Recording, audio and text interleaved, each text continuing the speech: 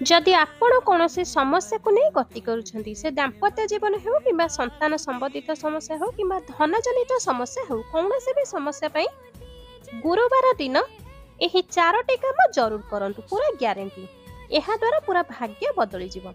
तेबे कौन से ही 4टी काम आसंतु जानिबा किंतु जानिबा पूर्व हे माता लक्ष्मी प्रिया जी भी तुमर एही वीडियो को लाइक करी चैनल को सब्सक्राइब करी कमेंट बॉक्स रे जय माता लक्ष्मी लिखिबे ताको घर को अन्न धन रे भरि देबे। नंबर 1 आपण गुरुवार दिन स्नान करिबा पानी रे हळदी पकाई स्नान करंतु। नंबर 2 एही दिन आपण कदली गछ को पूजा करंतु जल रे हळदी पकाई किसमिस और चना रो भोग लगांतु तापरे ओम नमो भगवते वासुदेवाय नमः मंत्र को जप करंतु। नंबर 3 जल रे हळदी गोळे सेही हळदी पानी को आपण घर को छिंचन करंतु। नंबर 4 गुरुवार दिन हळदी और केसर मिसाई तिलक आपणकर मस्तक अवश्य लगांतु एहा निरंतर आपण गुरुवार दिन करंतु देखिबे